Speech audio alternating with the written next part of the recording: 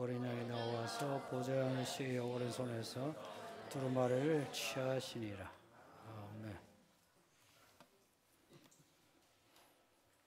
네, 작년부터 올해 한 1년 정도 성령을 공부하고 있어요. 성령은 공부하는 것으로 족하지 않고 성령을 체험해야만 하는 겁니다. 예수님의 제자들이 3년을 따라다녔어요.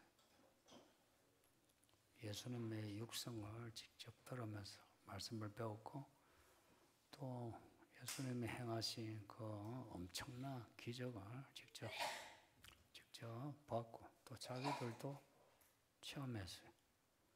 그런 제자들인데도 예수님을 다 떠나고 팔아먹고 배신하고 3년의 세월이 아무것도 아닌 걸로 그러던 제자들이 오순절에 성령을 받은 후로 달라졌다 하는 겁니다. 이 제자들의 전환점이 되는 이 사건, 오순절 사건을 제가 한 101번 정도 지금 말씀드리는데 그만큼 중요한 사건이란 겁니다. 오늘 우리들에게 교회를 다니는데 교회 다니면서 성경 읽고 기도하고 또 교회 일도 하고 다 이 모든 일들이 다 무엇을 향해 있느냐? 성령을 향해 있습니다. 이런 일들을 통해서 성령을 소망하는 겁니다. 성령을 받아야 성령 충만해야 내가 교회 생활 잘하는구나. 교회 일이 만만치 않구나. 내가 사람이 괜찮은 줄 알았는데 교회 일을 하다 보니까 사람들하고 부대껴. 내가 믿음이 그렇게 좋지 않아. 성격도 그렇게 좋지 않아.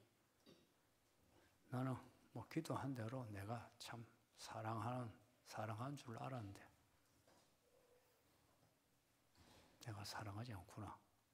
어떡하나 하면서 하나님의 은혜를 갈망하는 겁니다.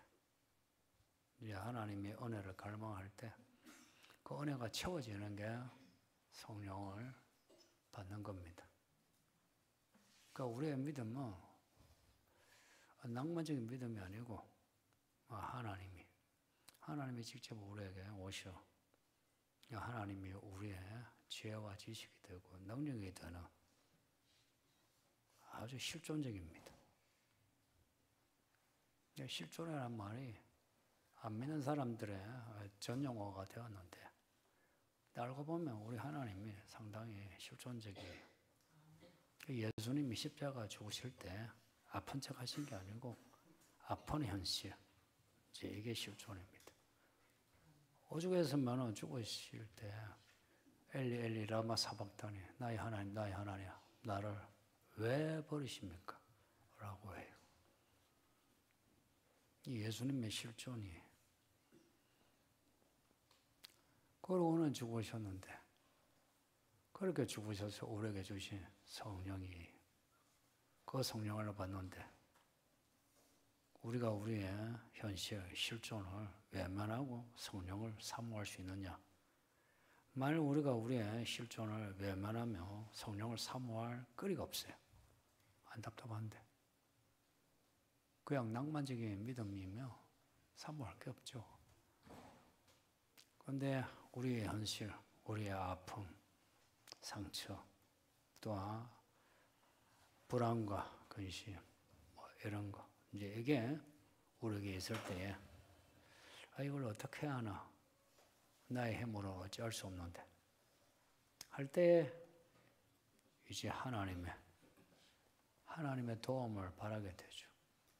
그래서 믿음은 깊은 실존에 찰 때에 하나님을 찾습니다. 요나 생각해 보세요. 요나가 선지자인데 말씀을 제가 처음 들을 때는 뭐 하기 싫어요 하다가 그러다가 도망했죠. 하다가 자기가 물에 빠지니 고기 뱃속에 들어가니 달라졌어요. 그 우리도 그렇습니다. 편할 때는 말로는 무슨 말을 못하겠습니까? 그런데 깊은 실존, 그 아픈 현실에 들어가게 되면 그러면 하나님을 찾는 게 달라집니다. 그래서 요나서 2장의 그 요나의 노래는 요나의 기도고 그 요나의 기도가 요나의 찬양입니다. 깊은 우리 아픈 현실에서 하나님을 찾는 것. 예수님이 그 십자가 고통에서 우리를 보시고 다 해로웠다 하시고 죽으셨는데 그렇게 해서 우리가 성령을 주셨는데 우리가 우리의 현실을 가벼이 봐서는 성령을 받기 힘들다. 가끔 이제 막 기도하다가 방언하는 분이 있습니다. 그 방언을 받은 걸로 성령을 받았다. 그걸로 족하면 곤란해요. 그거는 성령의 은사 중에 하나고 성령은 하나님의 영이십니다. 성령을 받았다 할 때는 그냥 약혼 반지 하나 받은 거, 생일 선물 받은 걸로 저 사람하고 약혼하고 결혼하고 목숨을 걸고 사랑하지 않죠. 그 선물은 하나의 시작이고 관계가 되어야 되죠. 그래서 방언도 하고 뭐도 하고 해서 그런 과정에서 성령 충만해야 하는 겁니다. 한국 교회 이 아줌마들, 할머니들 그냥 첫날 만날 방언을 하면서 똑같은 말을 하면서 자기도 무슨 말인지 모르면서 그러면서 생각은 딴 생각하고 그러면서 방언하고 본인은 기도하는 사람이라고 자처해요. 기도하는 사람이 아니고 주문을 외운 사람입니다. 기도는 나의 아픈 현실 혹은 하나님의 나라의 의 이 두 가지 가지고 기도하는 게 기도입니다. 아픈 현실 그걸 넘어서서 하나님의 나라 그의 일, 그의 의는 그의 의로운 일입니다. 제자들이 예수님을 3년을 따라다니는 동안 성령을 들었죠. 들어도 몰랐던 거. 그러다가 예수님이 죽으시고 부활하시고 올라가시고 이 장면을 다 1년의 사건이에요.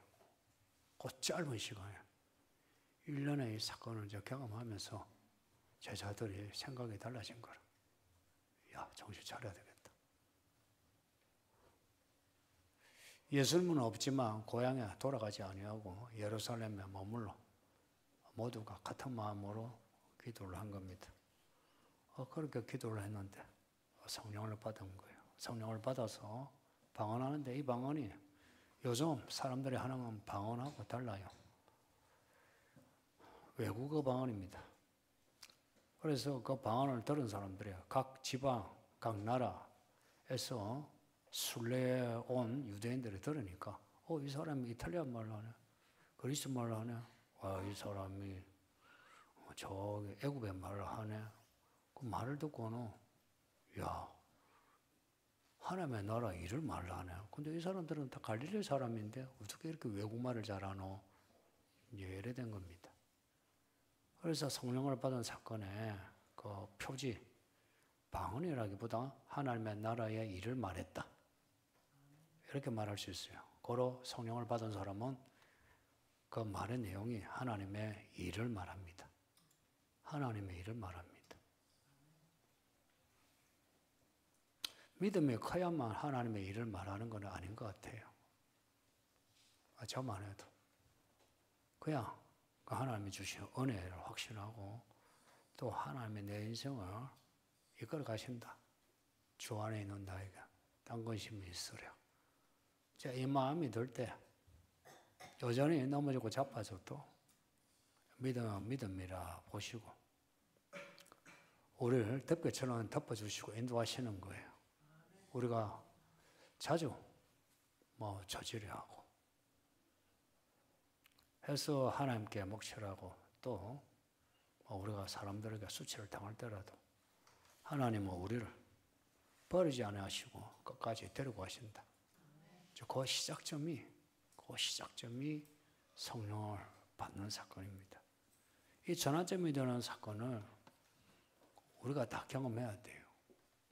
특히나 이 강남의 사람들은 여러분은 그래도 학력이 좋잖아요. 대학은 몰라도 이 강남에 있으면서 학원도 잘 다니고 받은 교육이 많아요. 그러니 이 생각이 어떤 정보에 익숙하죠.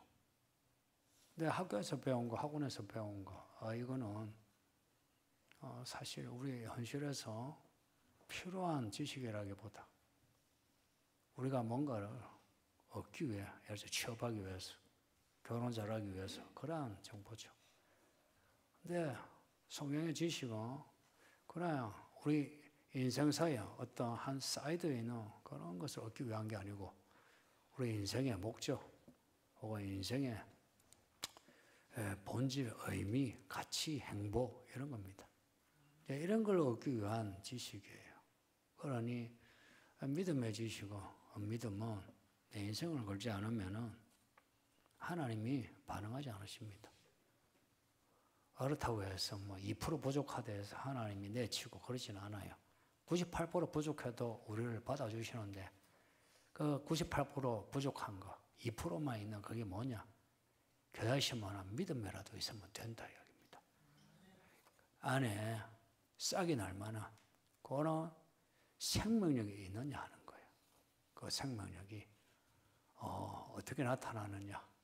진심으로 예수 이름을 부르는 겁니다. 예수 이름을. 왜냐? 아버지께서 내 이름으로 성령을 보내주신다 하셨으니까. 그래서 우리가 교자신 만한 믿음으로 예수 이름을 부르며 내 이름으로 성령을 주신다 하신 아버지가 우리에게 성령을 주시는 겁니다. 말하자면 성령을 받는 거 어렵게 주시는 게 아니고 쉽게 주십니다. 사도행전의 내용을 보면 그 처음 오순절에 성령 사건이나 뒤에 사마리아 또 에베소에 성령 받은 사건을 보면 특별히 어려운 거 없어요. 귀하실 만한 그 믿음만 보시고 사마리아 사람들에게 성령을 부어주신 거예요. 그것도 이방인 고넬로와 고넬로 집안 사람들에게도 성령을 부어주신 거예요. 그들은 어떻게 성령을 받았나? 말씀을 믿음으로 받은 거라.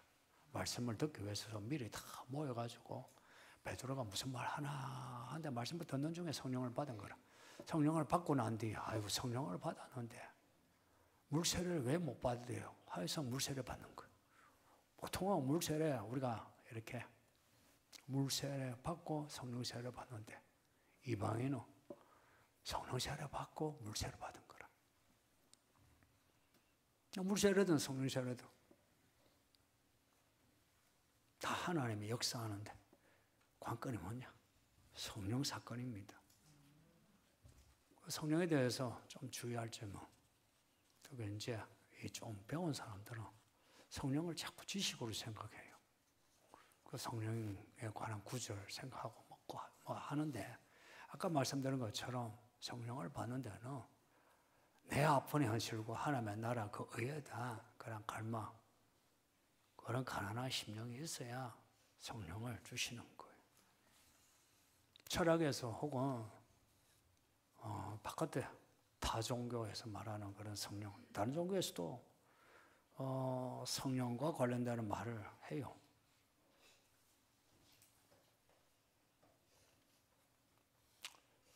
철학 같으면은 예전에는 그러지 않았는데 20세기 이제 후반에 와가지고 20세기 후반이에요. 20세기 후반에 들어와가지고 많은 철학자들의 성령을 말을 해요. 그건 이제 기독교에서 말하는 그 성령, 그 이름을 따가지고. 특히나 그 몇 년 전, 2016년인가, 7년인가, 우리나라에 왔던 그 세계적인 지식인 슬라보의 지적이라고 상당한 지식인이에요. 그 사람이 와가지고 성령을 엄청 말을 많이 했어요. 그리고 책에도 많이 썼고. 그래서 사람들이 듣기에 저 사람은 기독교인인가 하는데 그게 아니고 그런 사람들, 그런 유의 사람들, 그 사람이 이제 좌익이거든요. 좌파 진보적인 지식인이에요. 사회주의자고 마르크시즘이고. 그 사람이 말을 하는 그 성령은 우리 사회 공동체를 하나 되게 묶어주는 연대감입니다. 연대감. 우리가 말하는 성령은 하나님이시고 그 사람이 말하는 성령은 연대의식이에요. 연대의식. 주로 지식인들이 말하는 성령은 그런 겁니다. 의식, 정신, 혹은 시대정신. 그리고 종교인들이 말하는 성령은 성경에 이런 하나님의 영, 이게 아니고 그냥 귀신입니다. 귀신. 귀신. 그래서 무당도 그렇죠. 자기들끼리 성령 충만하다고. 귀신 충만이에요. 그리고 모든 귀신은 다 하나님 흉내를 내요. 귀신이던 사람, 그 안에 귀신이 하는 말은 전부 다 내가 하나님이다 그럽니다. 귀신은 절대 내가 귀신이다 말하지 않아요. 내가 귀신이다 하는 것은 학업입니다.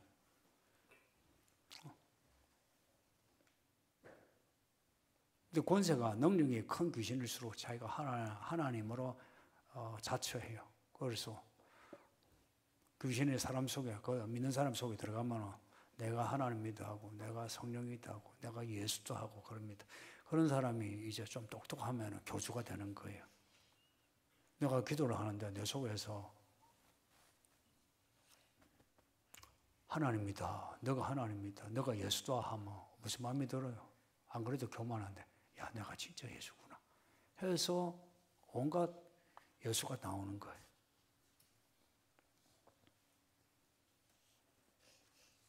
그리고 교회에 대해서도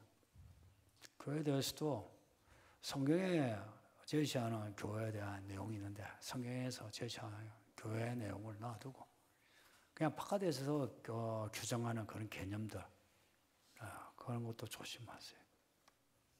교회는 그리스도의 몸입니다. 교회 생활하는 거 이데올로기 아닙니다. 교회 바깥에서는 교회 생활, 교회 다니는 사람을 이데올로기로 봐요. 왜냐? 자기들의 그 이데올로기가 자기들의 종교 아니에요. 똑같이 모인 사람들 다 보면 성경을 믿죠. 이데올로기에 교주, 이 텍스트에. 그리고 성령, 예수, 아버지, 이거는 마지막에 이데올로기의 강령들. 그렇게 봐요.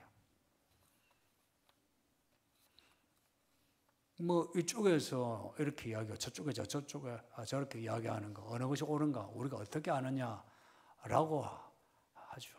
이런 이제 다원주의 사상이 있어요. 내가 지금 믿고 있는 이 성경이 진짜 진리 이것만이 진짜인 걸 어떻게 하느냐라고 물으면요. 이게 답이 환원법적으로 믿음으로 합니다. 우리가 내 지식으로 이 말씀이 진리다 하는 것을 논리적으로 하나하나 다 이야기할 수가 없어요. 그래서 믿음입니다. 믿음은 실상과 증거를 하죠. 이게 의미하는 바가 뭐라 생각합니까? 실상과 증거라 말은 논리와 반대된다는 이야기입니다. 논리적으로 뭔가를 말을 할 수 있다면 그거는 믿음하고 약간 결이 달라요. 믿음은 실상과 증거라. 그래서 고백, 간정 하게 되죠. 그래서 하나님 나라 들어가는 거 보세요. 물과 성령으로 거듭나야 들어간대요. 천국에 들어가는 거 물과 성령으로 거듭나야만 된대요. 논리적인 규결은 아니고 도덕적인 어떤 업적이 아니고 물과 성령으로 결국은 성령의 문제예요. 성령의 문제. 그래서 이 문제에 대해서는 우리 각자가 좀 정직해야 돼요. 정직해야 돼요.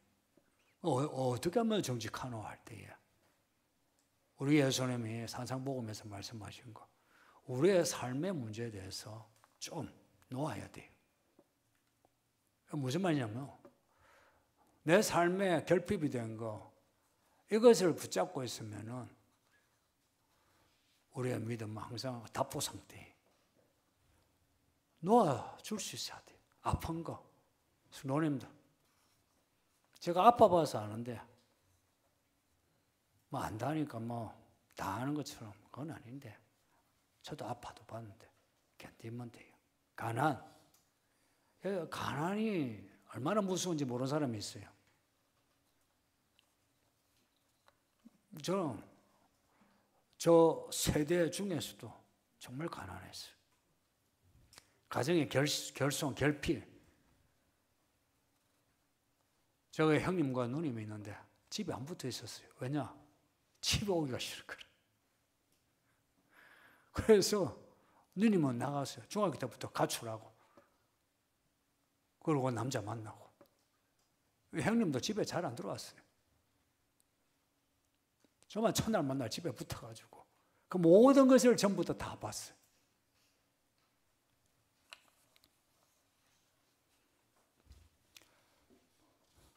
돌아보면 아니고 그때 별 어려움 없이 지냈어요. 약간은 서럽기는 했지만 뭐 별 거 없이 이런 거예요. 우리의 현실에 대해서 너무 엄살이 심하다. 그 엄살 때문에 하나님이 우리에게 주시고자 하는 그 현실의 문제에 감춰진 하나님의 주고자 하는 선물을 못 받는 거예요. 우리가 그런 현실 속에 살았으니까 이 교회에 오게 되고요. 이 말씀도 듣게 되고, 그리고 하나님의 나라를 들어갈 수가 있는 거라. 우리가 만일에 우리가 바라는 인생을 그대로 살았으면 우리가 어떻게 이 교회에 오고, 혹은 이 교회 아니고 저 교회 가더라도 어떻게 이 믿음을 가지겠어요? 아마 이 오후 시간에 있을 사람은 없을걸요. 오후 시간에 뭐 하겠습니까? 오후 예배 드리는 데가 거의 없어요. 하더라도 뭐 소수. 여러분은 아침에 오시고, 그것도 이 아이들 보세요. 9시 반에 와가지고 지금까지 스트레이트로 계속 했어요. 사실 이거 생각하면은 뭐지? 굳이 이래야 되나? 이런 생각이 들지 않나요? 목사가 이런 생각이 드는데, 여러분 중에 좀 진지한 사람, 뭐 그런 생각이 들 수밖에. 근데 정말 이게 가치가 있느냐 하는 거예요. 그렇다고 해서 여러분을 이 교회 멤버십으로 만들기 위해서 그런 건 아니잖아요. 근데 정말 내 인생에 가치가 있느냐? 가치가 있다. 제가 그걸 확신하고, 저도 그렇게 살아요. 저도 그렇게 살아요. 목회를 그냥 붙어가지고 뭐 여기저기 사람이 나이가 들고 뭐 하면요, 바깥으로도 돌게 되어 있어요. 또 이런 값을 하려고 하고. 근데 그런 거 그냥 치우고 그냥 목회하는 거예요. 똑같이 여러분 또한 이 삽질 같은 믿음의 이야기를 여러분이 하는 거 장담하는데 이거 충분히 가치 있습니다. 그래서 언젠가 회한이나 후회 이거보다는 참 그때 내가 그렇게 한 게 은혜였다. 내가 결정한 게 아니고 성령이 몰아서 그렇게 하셨다. 불기둥 구름기둥으로 그렇게 몰아서 내가 여기까지 왔네. 참 하나님 감사합니다. 이제 내가 들어갈 영원한 나라 하나님 기대합니다. 내 영혼을 받아주소서. 그런 날이 오지 않겠습니까? 이 은혜가 여러분에게 있기를 예수 이름으로 축복합니다.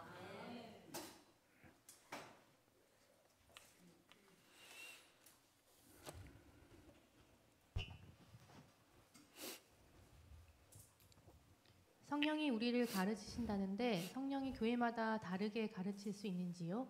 그래서 교회 목사님들이나 성도들이 정치적으로 혹은 사회윤리적으로 다른 판단을 할 수 있는지요? 만일 그게 아니라면 우리는 어떻게 하면 성령의 뜻을 온전히 알 수 있는지요? 성령이 몇 분이에요? 한 분이에요. 예수님도 한 분이에요. 그런데 몸에 지체가 많아요. 성령의 나타남이 우리 몸의 지체처럼 아주 다양하게 나타나요. 그런데 그 모든 것을 제어하는 것은 한 분 성령이시다. 오른손이 올라갈 때 왼손이 같이 올라가야 될 것 같은데 아니요. 그래서 이렇게 아래 위로 해서 물건을 잡고 갈 수 있고 하는 것처럼 성령이 한 분인데 교회도 뭐 같은 지역의 교회인데도 어떤 교회는 구제, 어떤 교회는 선교, 어떤 교회는 지역사회, 어떤 교회는 말씀.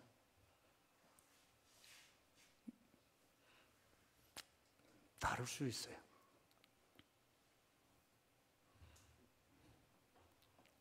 그러면은 목사님에게 주는 메시지도 그 교회 혹은 개별적으로 성도에게 주는 말씀이 다를 수 있어요. 다르지만 한 분 성령이 주시는 거예요. 그래서 이 교회가 이 방향으로 가고 저 교회가 저 방향으로 갈 때에 다르다는 걸로 우리가 옳고 저기는 틀렸다라고 할 수는 없어요. 그럼에도 이 교회나 저 교회나 저 성도나 이 성도나 자라야 하는 그 온전한 모습은 다르지 않아요. 그거는 같아요. 두 아들이 있어요. 하나는 커, 하나는 어려. 해서 그 두 아들에게 뭐 집안일을 시켰어요. 근데 큰아들은 했어. 작은 아들이 하지 않았어. 큰아들이. 근데 작은 아들이 하지 않았는데 그 아버지가 그냥 넘어가든지 아니면 한마디만 너 왜 하지 않아서 다음에 해? 한 거예요. 근데 예전에 큰아들이 잘못했을 때는 그 아버지가 한 대 때렸거든. 그 큰아들이 뭐라고 하겠어요? 아버지, 왜 나는 전에 많이 꾸짖었는데 얘는 그냥 넘어가요. 이 불공평해요. 그래요.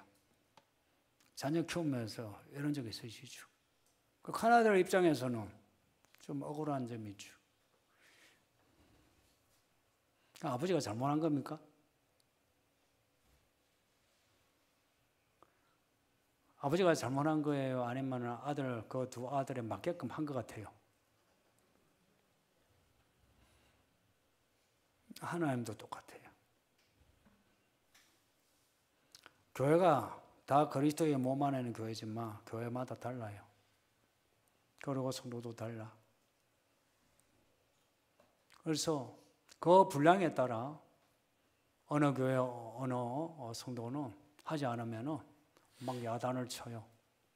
근데 어느 교회, 어느 성도는 그냥 넘어가는 경우가 있어. 그렇다고 해서 불공정하다 이건 아니죠.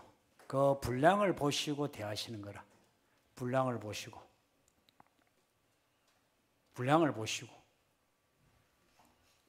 그래서 성도들 간에도 이 성도에게는 가한데 저 성도에는 가하지 않은 일이 있다 이야기입니다. 같은 잘못을 저질러도 어떤 성도는 많이 꾸지람 받고 다른 성도는 그냥 넘어갈 수 있는 거예요.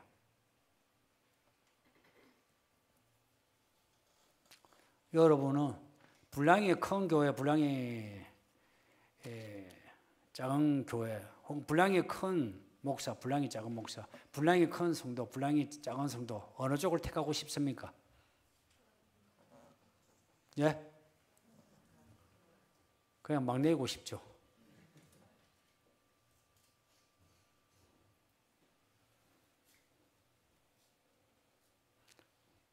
막내는 편하니까.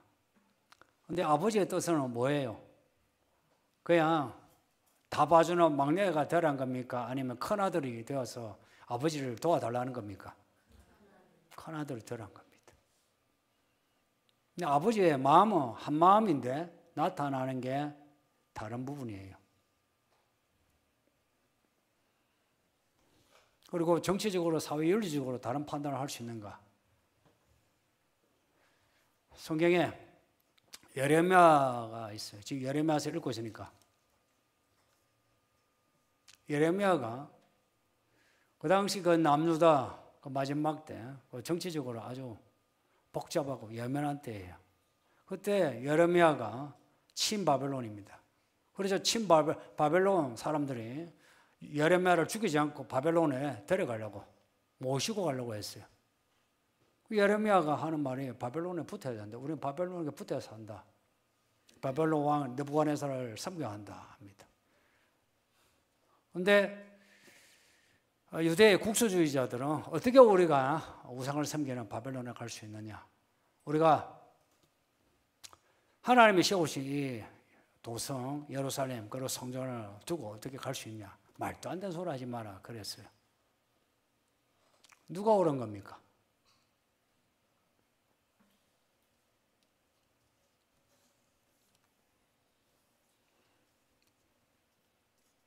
그러면 예레미야가 따르고자 하는 바벨론이 성경적인 나라입니까? 성경적이지 않은 나라입니까? 성경적인 나라가 아닌데 바벨론에 붙었고, 그리고 다니엘서만 봐도 하나님이 그 느부갓네살에게 놀라운 이상을 보여주세요. 근데 국수주의자는 우리 유대주의자, 우리는 성전 중심 이런 생각하는 사람들은 도저히 이해가 안 되죠. 지금도 똑같습니다. 예를 들어서 이런 거예요. 어떻게 교회가 민주당을 아니면 교회 다니는 사람이 민주당을 지지할 수 있느냐 이제 이런 말 가끔 해요. 왜냐? 차별금지법, 뭐 동성애 이런 거. 지금 그걸 하고자 하는 게 이제 민주당이에요. 교회 다니는 사람이 민주당을 지지할 수 있습니까? 지지할 수 없습니까?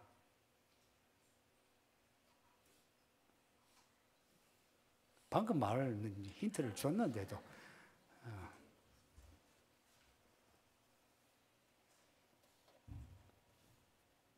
그러면 예레미야가 친바벨론일 때 바벨론의 우상을 섬기는데 찬성해서 친바벨론입니까? 하나님의 뜻이라서 바벨론입니까? 사람들이 그 차이를 잘 몰라요. 예를 들어서 어느 정치인이 어느 정당이 가지고 있는 강령 중에 몇 개가 반성경적이라 할지라도 그것을 찬성해서가 아니라 하나님의 경륜에 따라 그 당 그 정치인을 지지할 수 있습니다.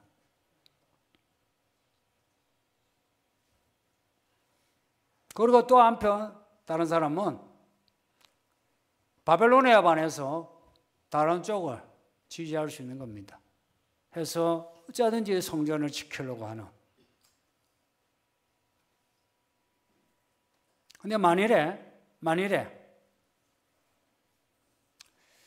이제 그 다니엘서에 나오는데 느부갓네살 왕이 또 다른 왕이 자기에게 절을 하지 않으면 다 죽인다.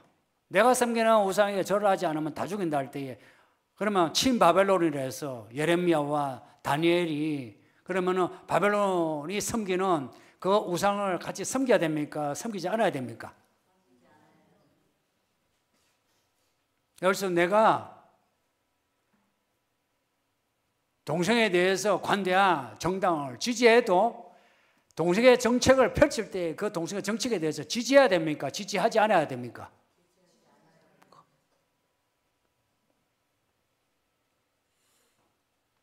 이런 문제에서 성도들이 되게 미숙해요. 그 예레미야 때처럼 어쩌면 국수주의자, 성전 중심, 교회 중심의 사람들이 어쩌면 오히려 반하나님의 경륜에 있을 수도 있어요. 반하나님의 경륜에. 그런 사람의 특징이 뭐냐? 그런 사람의 특징, 첫째는 개인적으로 볼 때에 그 믿음이 성숙하지 않고, 두 번째, 그들의 행동, 말과 행동에 있어서 그렇게 성경적이지 않아요. 그들이 추구하는 하나님의 나라, 뭐 성전, 교회 이런 거는 맞는 것 같은데 그들의 행동, 말과 행동을 보면 그렇지 않은 경우가 있어요. 그리고 그 결과, 그 앞에 말과 뒤에 이게 맞아야 돼요. 맞지 않는 거라. 그러면은 그 사람은 말은 하나님을 이야기하지만 그 사람은 하나님의 사람이 아니에요.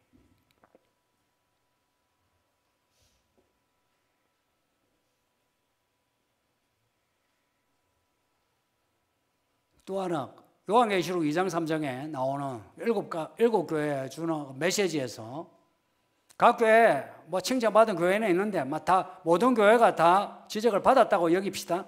그 지적을 받았는데 에베소 교회에 대해서 처음 사랑을 잃었다라고 지적하는 말씀, 라오디게아 교회에 대해서 미지근하다는 말씀. 자, 개별적으로 주어진 이 지적이 교회, 보편적인 교회에 주시는 말씀일 것 같습니까? 그 당시에 그 에베소 교회에만 주시는 말씀, 혹은 이 땅에 이 서울 이기는 교회에만 주시는 말씀일 것 같습니까? 교회에 대한 전체의 말씀일 것 같습니까? 아니면 한 교회 특정해서 하시는 말씀일 것 같습니까? 예? 예? 전체에 대해서 주시는 말씀이에요. 전체에 대해서, 에베소 교회에 대해서만 아니라 처음 사랑, 니골라당, 이세벨, 유대인의 회당, 그리고 미지근한 거 이거 조심하라, 산 것 같으나 죽은 거 이거 조심하라, 이거 전체에 대해 주시는 말씀이에요. 이 뭘 의미하냐면은 교회마다 그 상황, 그리고 교회 구성원에 따라서 그때마다 그 타이밍에 뭔가 강조해서 특화해서 나타내야 할 모습은 다를 수 있어요. 다를 수 있는데 결국은 그런 과정을 거쳐서 그리스도의 온전한 몸으로 자라야 한다는 그러한 길이 갖고, 그리고 일곱 교회에 주신 그 지적의 그 말씀은 모든 교회가 그 부분을 받아들여야 하는 거예요. 받아들임으로, 예를 들어서 에베소 교회 또한 미지근한 거, 그 말씀을 받아들여서 조심해야 되는 거라. 근데 있잖아요, 뜨거운 교회가 있어요. 미지근하지는 않아. 근데 이 뜨거움이 처음 사랑이 아니라 예전보다 더 많은 일을 하는 거라. 교회 성도들이 예전보다 더 많은 일을 하면 교회가 으쌰으쌰 하잖아요. 그 지적을 받은 게 에베소 교회입니다. 사도교회도 아마 그 류가 하나일 거예요. 미지근하지가 않아. 그러면 우리 교회는 미지근하지 않은데 라고 해서는 안 되는 거예요. 교회 주시는 모든 메시지는 모든 교회가 받아들여야 하는,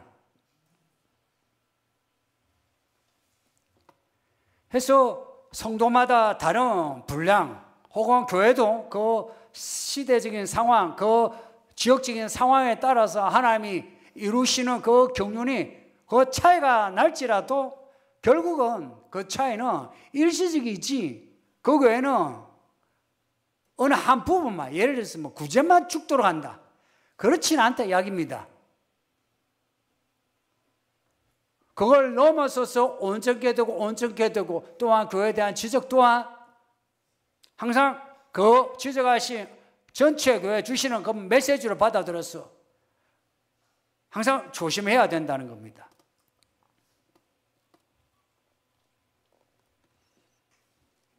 이 질문은 쉬운 질문이 아니에요.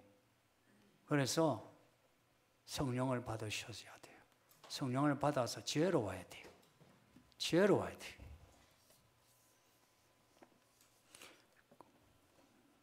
그 인터넷 사이트나 아니면 유튜브 혹은 목사님들 그 설교에 교회 다니는 사람이 어떻게 그 뭐 차별금지법을 하는 민주당을 지지할 수 있느냐 이런 말을 해요. 내가 그 말을 하는 그거는 차별금지법은 성경적이지 않다. 그런 말이거든요. 근데 그래 이제 이야기를 하면 그러면은 예레미야 같으면 다니엘 같으면 그런 우상을 섬기는 나라의 총리가 되었어. 말하자면 당 대표가 되었다 이 말입니다.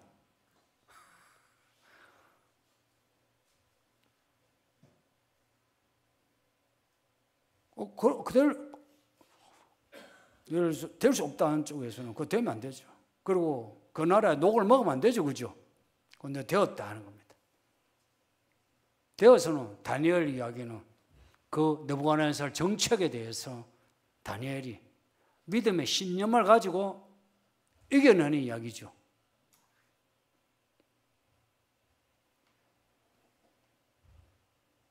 그러니까 지금 교회 성도들이 어떤 성경적인 생각에서 참 이렇게 편협하다는 겁니다.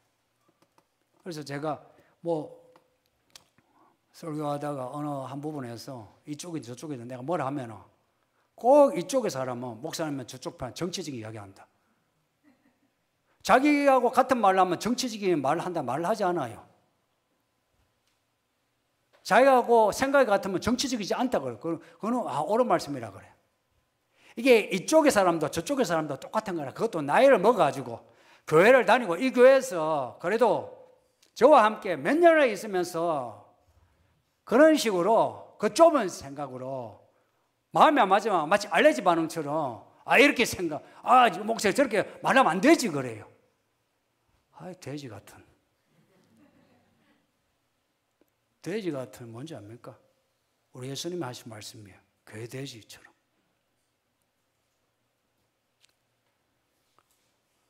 어떤 자유로운 판단, 그 하나님의 나라의 어떤 생각 없이 그냥 꿀꿀꿀 주는 거 먹고 그 이념의 돼지가 되는 거라. 이념의 개가 되는 거라. 그래서 여러분은 적어도 이 교회가 그래도 연수가 10년이 넘었으면 이 교회에서 듣고 배운 여러분은 그런 식으로 판단하지 마세요. 제가 여러분은 안 맞아도 왜 저 말씀을 하는가를 그걸 생각하고 이해를 하려고 해요. 그리고 받아들이세요. 그게 아니고 예전에 그 코로나 정책만 해도 그렇잖아요. 대표로 나하고 안 맞다 그래. 자기가 하나님이가 자기가 안 맞아서 틀렸대. 그런 졸려하는 생각하지 마시고 부디 성령 안에서 지혜로운 판단하시길 바랍니다. 말씀 전가하면서 우리 다 함께 기도합시다. 아버지 하나님 감사합니다. 주의 말씀을 우리가 가르쳐 주시니 감사합니다. 엎드려서 말씀을 잘 배우게 해주세요. 올량한 하나님의 뜻이 이렇게 살아있으니 우리도 살아서 반응하게 해주세요. 그동안 우리가